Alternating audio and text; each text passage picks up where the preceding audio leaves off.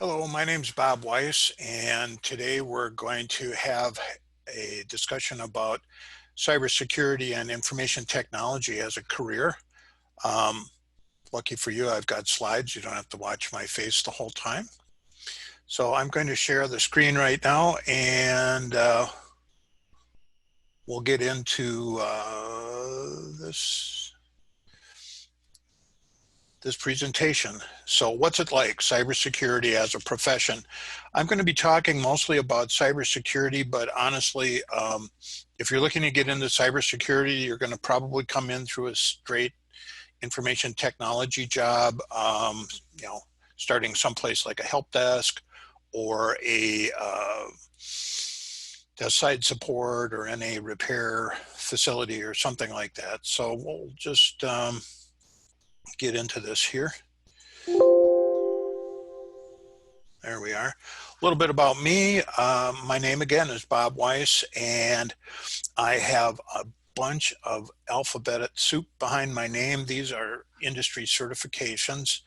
Most of them are related to either the cybersecurity profession or they're certifications that I hold because I also do a lot of training in those particular certification tracks.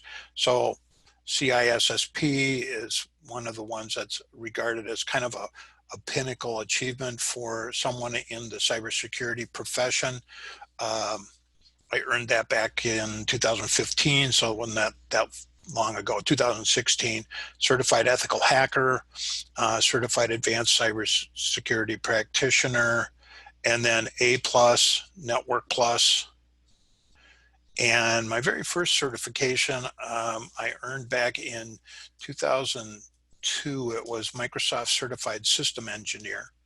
So I have a career spanning 20 years of experience, and I am the founder and co-owner of WyzCo Group and Wise Guys Computer and Network Support. We started our business in 2001. I have offices in Bayport, Minnesota, which means that I work from my home. I worked from my home before it was like a thing you had to do because of this pandemic. So in any event, I've provided computer and network support, website design, website hosting, email hosting, internet security services to individuals and small business clients in eastern Minnesota and western Wisconsin. And these services include employee security training, security audits, vulnerability scanning, penetration testing, computer forensics, cyber attack prevention and remediation, and what have you. So I am also currently working as an instructor, teaching primarily information technology and cybersecurity courses that lead to one of the certifications that you saw there on the other slide. I was also hired by a managed service provider, a large computer support company that provided computer support to like around 500 other businesses, and to develop specifically a cybersecurity practice area for that company. And I sit on a number of boards of different cybersecurity professional associations. I've been a speaker at local and international cybersecurity events, conferences, and what have you. My LinkedIn profile is up here, is Wise Guys. Twitter handle is Wise Guys. Actually, my LinkedIn profile is Wise Guy, not with the S, that's a typo. Sorry about that. And then I have a cybersecurity blog at wiseguyscybersecurity.com. Love for you to check it out sometime, and if you like what you see there, return. So let's talk about choosing a career. I've got a number of questions here that Junior Achievement provided for me. Some of them I'm answering, and some of them I've got some other things that I wanted to share as well. But I did not really figure out what I wanted to be when I grew up until I was 44 years old. And you're all in high school, so you're thinking 44 years old, was already grown up, well, yeah. But I spent the first 20 years of my career, my working life, trying out different things and doing stuff that I enjoyed, or stuff that I enjoyed and allowed me to make a decent amount of money. And it was a while before I found what I guess I would call my true calling. When I was in high school, I thought it would be great to be a writer, a famous author. And when I went to college, I majored in English. I figured that I might get into teaching until my writing career took off and I became really famous. I went to college for 3 years. I didn't graduate. There were a lot of circumstances at the time that, caused me to, to drop out. I had planned to go back and finish, never did. I am, now 65 years old. I don't think I'm going back to college, but you never know. It could happen. I've had many different jobs in, my very first job, like, for many people, I delivered newspapers. My first, real job, I worked as a cook in several food service operations, got into management in that industry. When I say I worked as a cook, I actually started as a busboy and dishwasher and worked my way up to pot and pan washer. And then I worked my way up into salads. And then I got onto the grill, and the rest, as they say, is history. I really did enjoy the food service business. I enjoyed cooking. I enjoyed meal planning. I got into management in that industry, and I even enjoyed that. But eventually, I realized that it was never going to provide enough money for me to do what I wanted to do with my life. And so I went looking for another job, and all that I required of that job is that A, it wasn't cooking, and B, it paid more money. Excuse me. So I got a job in warehousing, and in a big warehouse that was a wholesaler for office supplies and office furniture and products on that order. Paid a lot better. Wasn't terribly mentally stimulating, so my brain was kind of turning into putty. And one of the customers of this business, I was helping load their product into their truck, and the owner was there, and he asked me if I'd ever thought about sales as a career, and I hadn't, but we talked a little bit. He made me an offer that I couldn't refuse, and I took it. And it turned out I was pretty good at sales. And in order to become better, I did a lot of self-study of sales training courses and live seminars, audiobook form, which in those days meant it was, I had like cassette tapes. Oh my. And then eventually we got CDs, and, I basically do my training in the car as I was driving from one sales call to another. It was a very efficient way to develop that training. I got involved in a professional association of salespeople that met once a month.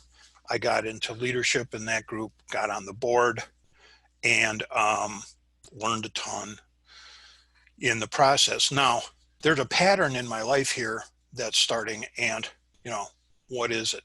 Well, get good at something, do some training in order to get better at something, get into a professional association in order to meet with and hang out with other people like me in the same profession, and then get involved as a volunteer on boards of these groups. This is how you elevate yourself in your career. A lot of people just go to work, put in their 9 to 5, punch out, go home, and we're done. And that's one way to do it. But understand that if you're really looking to move forward and really have a career, as opposed to having a succession of jobs, and there's a distinction there. Succession of jobs means that you found a bunch of people who are willing to pay you every other Friday. Having a career means you were doing something that you liked well enough that you might have been willing to do it for free, but it paid you plenty, as much money as you were hoping to make. That's a career. So anyway, I got into selling telecommunications products and services, which is how I ended up in information technology. I sold or managed sales teams selling pagers, or what we call beepers, an early radio device before cell phones. And then I got into cell phones back when they were analog, before they were digital, sold long distance services. And then I got into selling local telephone services. I ended up working for US West, which was the Bell System local phone company. Nowadays, they're known as CenturyLink. There was that company. The company, US West, ended up being the company that trained me in information technology. I had an opportunity to take a class that was a year long for 3 hours a night, 2 nights a week in the same building. Dakota County Technical College sent instructors in, and about 60 of us went through the classwork, and eventually led to the Microsoft Certified System Engineer certification. The training was about a year. It took me another year and a half to pass the 6 certifications exams. And then I was, ready to be an IT guy. I wanted to get out of selling IT and get into working with information technology products. So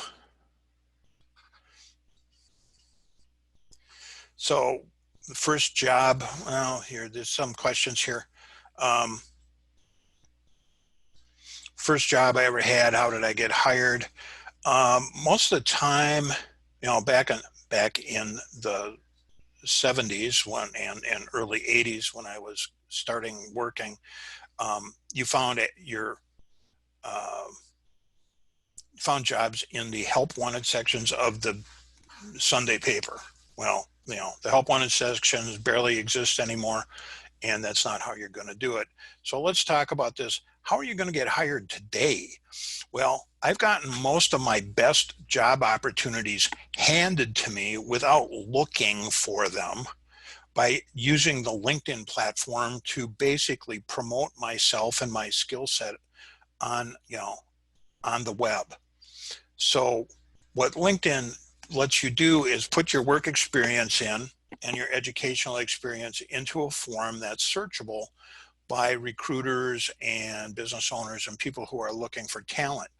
Now, for you as a high school student, you're not going to have a ton of stuff to put into LinkedIn, but LinkedIn should be something that you should be, thinking about starting right now.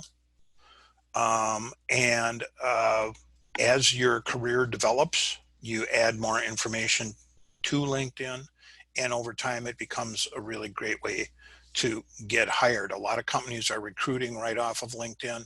And when I say, I didn't have to, I didn't look for these jobs, they came and found me. Well, I was self-employed for most of my life in my business that I created in 2001.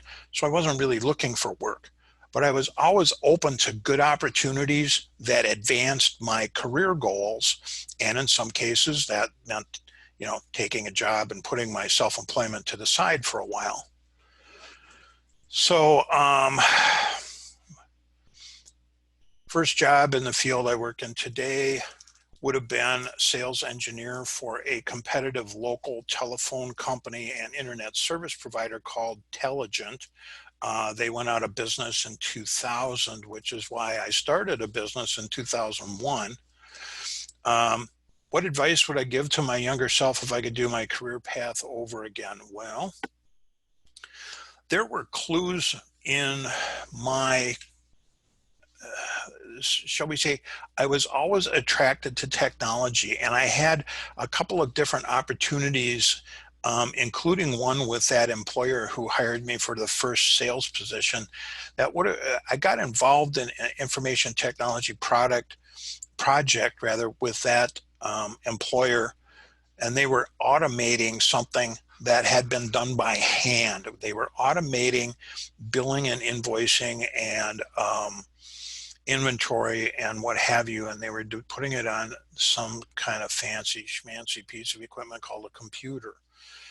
Well, I really loved that work, and so much so that the company that was helping us put that together, I'd asked them if it was possible that they might be looking for somebody like me who maybe didn't know a whole lot but was willing to learn.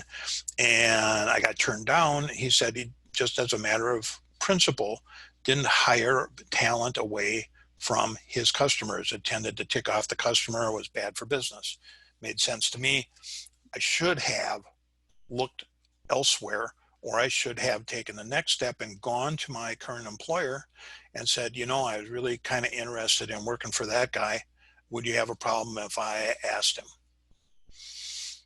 I could have done that. And then I could have asked the guy a second time.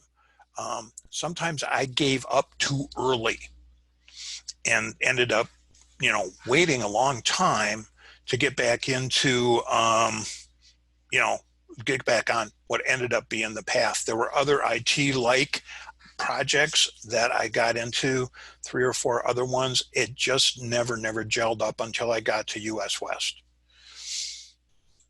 And maybe it never would have. What prepared me most to be a cybersecurity analyst?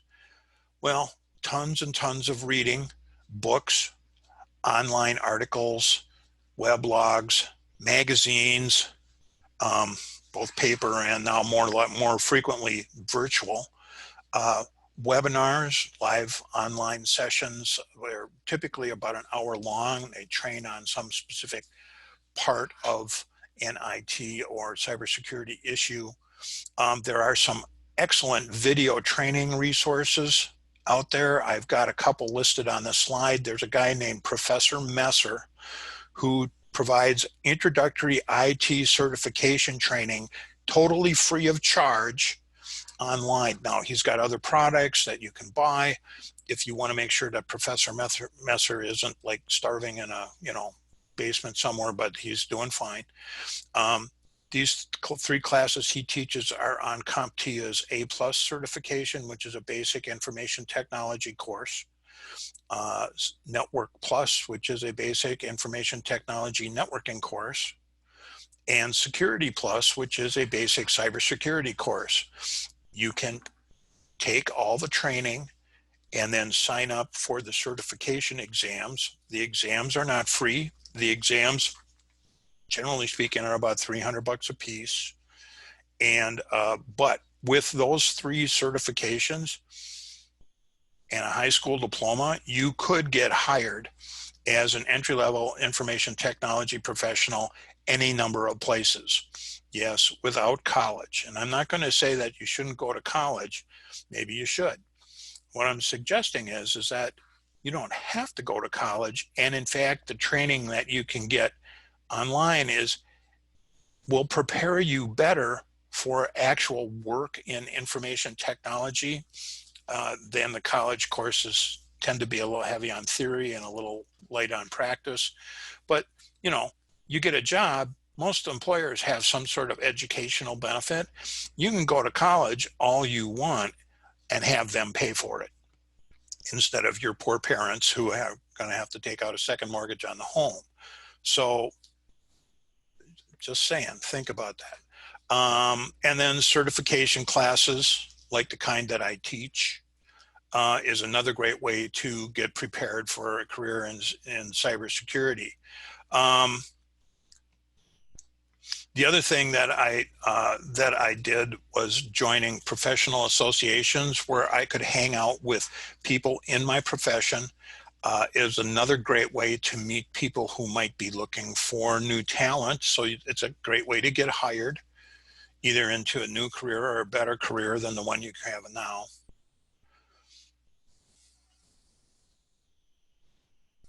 So landing a job, what tips do I have about successful job hunting? What was unsuccessful for you? Kind of talked about this. These days, you just have to have a LinkedIn profile. You just do. So, you know, let's get that done. If somebody wants me to come back and do a LinkedIn class, I can do that. Or I can send you to resources online where people already talk about how to do a LinkedIn profile properly. Writing a resume, Okay, so everybody needs a resume. Used to be you put one in an envelope, put on a stamp and mailed it. Nowadays you send it as an email attachment, usually with a cover letter. Your cover letter is designed to take your resume and feature the things in your resume that fit the job description that you read about, for the job. The resume should be 1 or 2 pages at the maximum. Less is better, because on your resume, you're going to have the link to your LinkedIn profile. Your LinkedIn profile is where you can put all the gory details about everything you've ever done that looks like work, long form. Why? Well, because somebody who's hiring is going to read the cover letter and see if you have the first clue about understanding what it is that they're looking for. This is the first place that you can get eliminated from further consideration. So you'll want to spend a little time on the cover letter. The resume is supposed to be a teaser. It's supposed to be like a movie trailer. It's just supposed to get them into the theater, and the theater in this case is your LinkedIn profile. So if you make it past the cover letter and the resume and you get them into your LinkedIn profile, there's a much more likelihood that you're going to get hired, or not hired, to get interviewed, or at least get a phone interview. Job interviewing. What's the biggest mistake of job interviewing? Well, I'll tell you, you need to spend some time researching companies. If you're going out on an interview, you want to go onto Google and Google up the company name and look at their website and look at all the stuff that they think is important enough to put on the website, and find out about their products and find out about their customers, and put together some questions, because they're going to ask you if you have any questions. And what they're looking to find out is if you were interested enough in the company to do some research and get some questions. Now, it's kind of like interviewing for a job is a little bit like dating, in that, you have to hold up a two-way conversation. You have to seem interesting to the other person, but you need to be interested in the person you're with. Otherwise, it's like one date and that's it. We're not answering your phone call, or we blocked you on text, or whatever. So make sure you do some background research on the company. Anything unique to consider if you want to enter my career field. It's really, really rare to leave school. And I don't care if you've got a master's degree in cybersecurity, which, by the way, you can get a master's degree in cybersecurity at St. Cloud State's got one. It's really unusual to go straight into cybersecurity. You will start in a traditional IT role so that you get the background in how things work, that the cybersecurity stuff that you know about makes sense on the network. So just plan on spending a little time in, basic IT. How do you come to agreement about how much to accept in wages and salary? I've rarely been able to talk them up from what they came at with a initial offer. I don't know if that means that I'm a crappy negotiator. It might. The one time that I was able to negotiate wages for myself was when I got called in 2015 by the managed service provider, and they wanted me to come and set up this cybersecurity program for them. And I had a business. I was doing fine. I didn't need their work. Wasn't even sure I really wanted to work for them. I'm not really big on working for other people. Part of the reason for that is that I have a hard time, I'll figure out a way that I want to do something, and then I want to do it that way. And when you're working for other people, they may have an opinion that's contrary to yours. If you can survived that, then you'd be a great employee. For me, that was always difficult. But in this case, I wasn't desperate for the work, and I was able to, I mean, I did ask for more money than I got, but they restructured it. I was looking at an all salary deal, and they restructured it so that I had a smaller salary with a bonus opportunity that was based on how many billable hours I went out on. And that worked out okay. I ended up making, the kind of money I was looking to make there. And all in all, it was a great experience professionally and a profitable one from an income standpoint. But for the most part, you're going to take it or leave it. Usually when I'm in the first interview, I'll ask them what the range is for the position, because there's a starting range that might be like $17 an hour. There's a more, like, we've given you as many raises as we can, and then it might be $25 or $28 an hour. And, typically you want to land somewhere in the middle, unless of course you're starting from scratch and it's your first job, in which case you can expect to start at the bottom and you'll just have to, work your way up. What do I look for when I hire someone? Well, that's a good question. So I'm hiring for information technology role, or I'm hiring for a cybersecurity role. Traits I'm looking for are curiosity. You really need to be curious about things. Why does it work that way? How does it work? Who thought this idea up? How does this work with other stuff that I'm working with? Curiosity. You have to have an open-mindedness. If you think you know it all, you're wrong. All right. I've been doing this a long time, and every day there's 16 new things to learn about. So you don't know it all, and information that you once knew changes, and what you once thought was correct has now become old-fashioned, and you got to move on. So you need to be open-minded. Vigilance.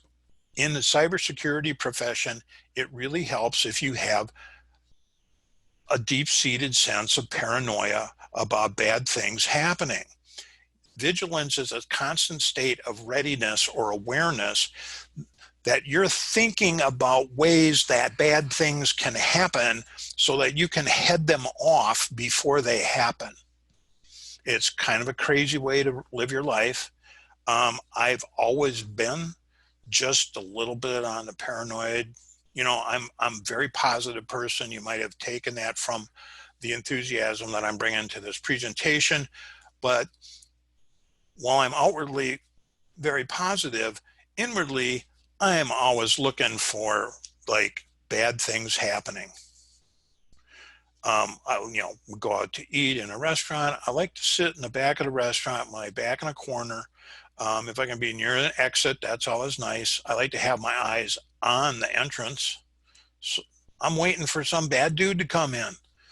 Never happened, but that's what I'm talking about. It's nice if you like to solve puzzles. If you're like to solve puzzles, or you like Sudoku or anything like that involves like working out a solution on a limited set of information, that's exactly what information technology troubleshooting and information technology repair and cybersecurity is all about, is solving a puzzle. I like to look for professional certifications. It means you've taken the time to get the training and to pass the exam that says, I have a certain level of proficiency and I've proven it through certification. I like people who like technology. Not everybody likes technology, and there's a lot of people that are being drawn into information technology and cybersecurity now who, quite frankly, aren't particularly techy. They're not technologically savvy, and they're being brought in because they've heard that information technology, and especially cybersecurity, is a really well-paying job and kind of interesting. But you need to be able to understand the underlying technology, or it's just, you know, it's not going to work out for you. I'm looking for people who are educated. I'm happier if you're self-educated. Personally, that's important to me, but then of course I'm reflecting on my own experience. So of course I love people that are like me, that never finished college but are still educated anyway. College degree is not necessary. I won't eliminate you if you've got one. Sort of depends. For instance, I've had a couple of young men that's been the pleasure of mine to work with as interns, or whose scholastic career I followed through college. And, you know, one of my interns spent 4 years getting a computer science degree. And what he learned in computer science was programming in Java, which is a programming language. He wanted to do what I do, which is, you know, install and repair and maintain, configure, troubleshoot, you know, computers and networks and stuff like that. He didn't get any of that in college. Instead, he learned how to be a programmer. So, you know, computer science sounds like what you're, but make sure you understand exactly what they're looking for. There are some great technical colleges like Century College that have information technology programs that lead much more directly to hardware and networking troubleshooting than programming. So just be sure you know what you're up to there.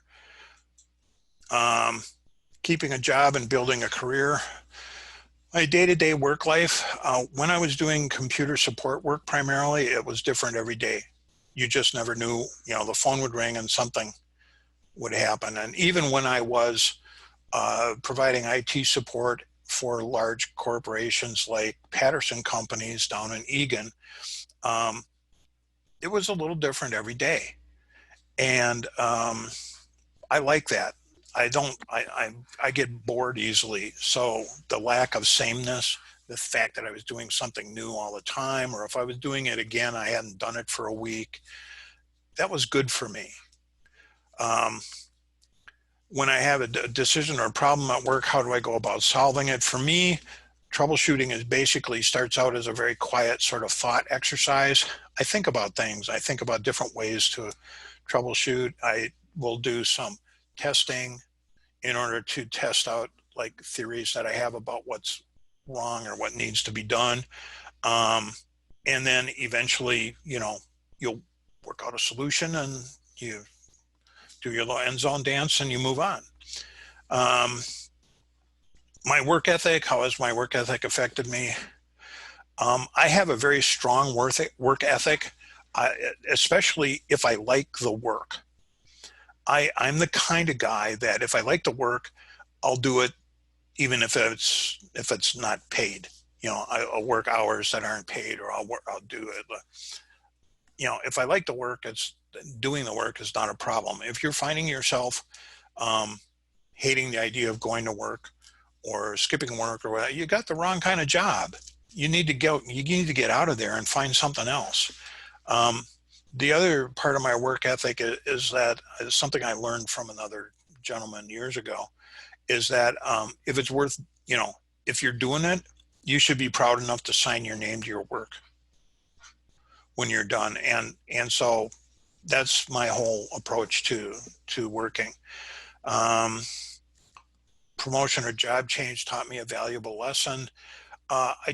There's about 3 or 4 times that I worked my way up in industry and into management. And I really kind of discovered I'm not a management sort of a guy. I'm more of enjoy the hands-on aspects of the work, whatever that work is. I like being responsible for my own performance. When you get into management, you are working through other people. You have a team. Your team has a goal, and your performance and your income is going to be dependent on how well your team does, not how well you do. And if you're good with that, well, management could just be the thing. On the other hand, I know a whole lot of people that work their way up into a management position because that's the career path. You got to go, you got to get into management. It's sort of like, got to go to college, got to get into management. Well, no, you don't. If you don't like managing people, don't go into management. Do something else. Get more specialized training into something that pays better, that doesn't require management, you getting into management. One mistake I've seen an employee made that had a negative consequences, trying to dodge responsibility for that mistake. Okay, things go wrong all the time. Own your mistakes. Don't be afraid to say, I screwed up, I did that wrong. That was my fault. I'm sorry. Don't try to pass the buck, pass the blame onto somebody else. Just be honest about it. The honesty will save you in most places, and in the places that your honesty won't save you, you probably don't want to work there anyway, and you may have been coming to that conclusion all along. So just be straight with people when you make a mistake. So what's a day like for a cybersecurity analyst? Well, they've got some different positions here. The Security Operations Center Analyst, or a SOC analyst. This is somebody who basically is watching a reporting system that's looking for weird behavior on the network or in computers, or they're scanning for virus infections or mysterious traffic on the network. And these systems will report to a human analyst who will decide whether there's a response required and what that response should be. They may be personally involved in responding to the attack that they've discovered. And so that's kind of like a SOC analyst. A penetration tester or pen tester gets hired usually to perform these tests on other companies, but there have been some larger corporations that have one or two of their own penetration testers on staff. And the role of penetration tester is to pretend to be a bad guy and attack the network, or attack the web server, or attack the software application, looking for weaknesses, looking for vulnerabilities that could be exploited in order to take over a machine and end up taking information or stealing money or any number of other types of cyber crimes. So a penetration tester gets to be paid to be bad, but doesn't get arrested very often. There was an unfortunate case in Iowa this year where two guys were running a penetration test, and they did get arrested by the sheriff's department and thrown in jail, and they sat there for like 4 months. Google it. That's all I'm going to say. But penetration testing is what I have done primarily in my career as a cybersecurity analyst. Network security engineer, server security engineer, these are people who are focusing on either the communication aspect of, as the networks. Networks are what happen when you connect computers together and let them chat among themselves. And a network security engineer makes sure that those communications are secure and can't be hijacked, stolen, or taken over by an imposter, or any other number of things. A server security engineer does the same sort of work, but this time they're looking at a server. It might be a web server, it might be an application server, might be a file server, might be any number of. And what's a server? A server is a big, big, bad computer with lots and lots of power and resources that does a single thing over and over and over again. The web server just displays the web page. A file server is just a place where we store information that we might use again, later, that kind of thing. So that's good. What companies hire people for this position? Well, managed service providers. You can look for, go into Google and search on managed service provider, Twin Cities, or managed service providers, St. Paul. And these are companies that would hire people both for entry-level, help desk type roles, entry-level repair, entry-level field service tech roles. So that's a good place to start. You get a lot of variety. You'll be inside the computer networks of a lot of different companies that do a lot of different kinds of business.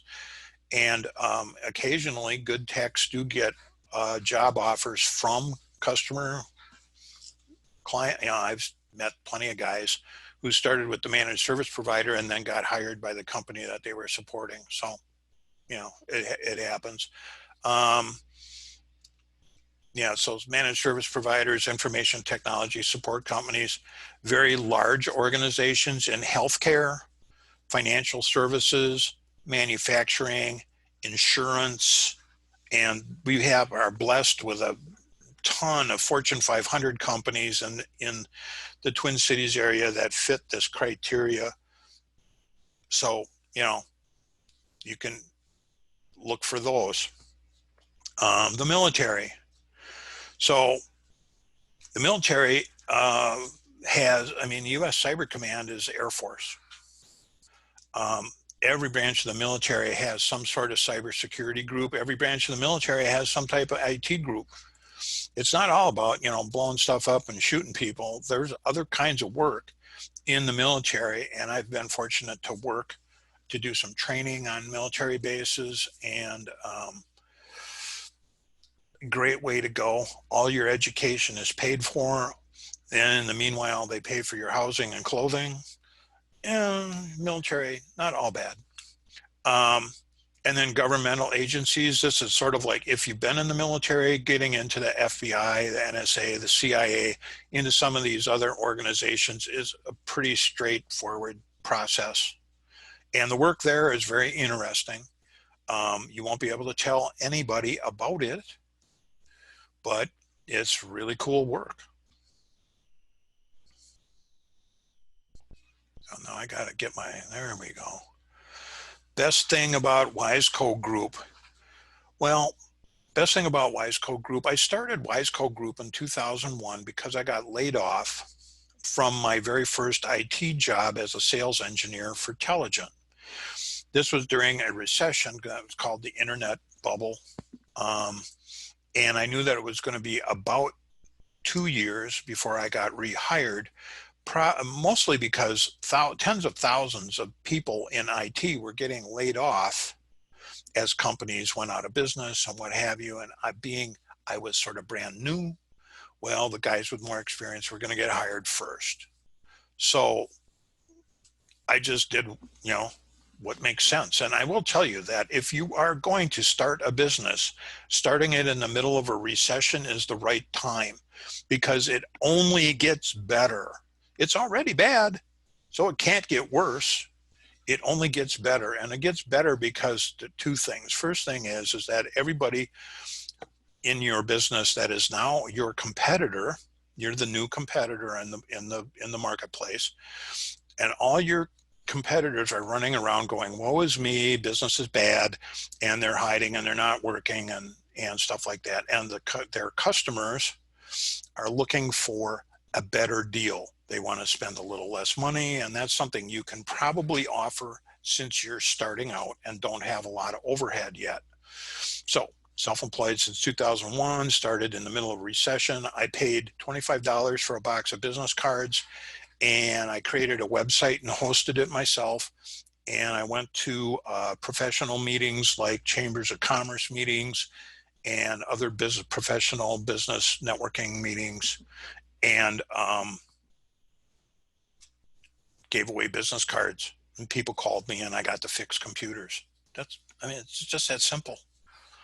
And from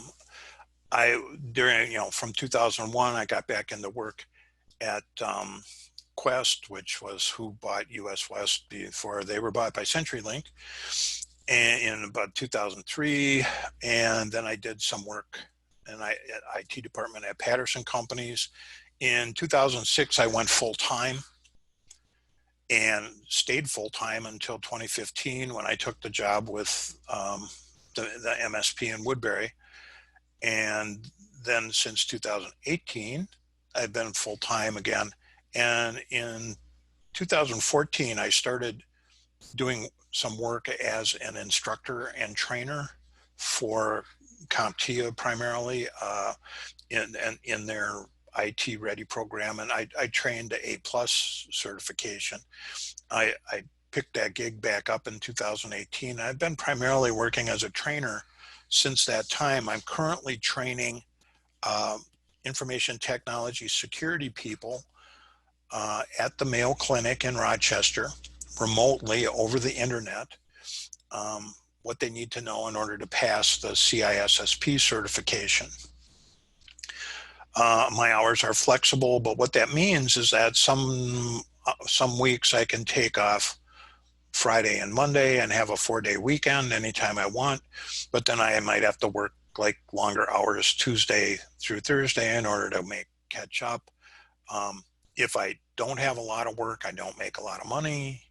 But if I do have a lot of work, then I'm working a lot of hours. And some weeks I've worked, regularly 50 hours a week, and often 60 hours a week, and sometimes 80 hours a week. And just about the time you think you can't stand it, well, you're making a ton of money, of course, because you're doing the hours of two people. But then all of a sudden it gets quiet again, and now you're not making any money. So hours are flexible, but income is variable. I get to keep all the money my clients pay. Now let's explain that. When I worked at the managed service provider, I got paid, what the heck? I got paid about $50 an hour. Not bad money. And then there was the bonus, that went on top of that. I got paid $50 an hour. The customer got billed $200 an hour, and I got $50 an hour. Well, as a cybersecurity analyst in my own company, I charge $200 an hour, just like anybody does. I get to keep all that money. Well, actually, my wife keeps it, but boom, shh. But that is something nice about self-employment. What else? Additional information. I'm going to have to get this information to Junior Achievement so they can hand it out. These are all hyperlinks that go to my, hang on here, that go to my website. So this information is basically stuff that's out on my website. I've got a 3-part series on experience, certification, or degrees, what matters most if you're looking to get into IT, safe places to exercise pen testing, and then my story about the 2 poor guys in Iowa who got arrested just doing their job, the job that they'd been hired to do, got arrested. Which is, one of the little side things about the penetration testing is, you get hired to do this work, but absolutely everything you're doing is illegal. You're breaking the law with permission, but that permission doesn't necessarily protect you, which is sort of an interesting conundrum. Well, believe it or not, I'm done. So thanks for your time and attention. If you have questions or just want to connect, you can reach me at bob@wyzguys.com. That's WYZGUYS.com. You can find my LinkedIn profile at linkedin.com in WyzGuy without the S. And my Twitter handle is @WyzGuys. I'd be happy to take emails, from any of you that are watching this, and that's about it for me. So I am going to unshare my screen and say thanks for playing, and maybe next year I'll actually see you in person.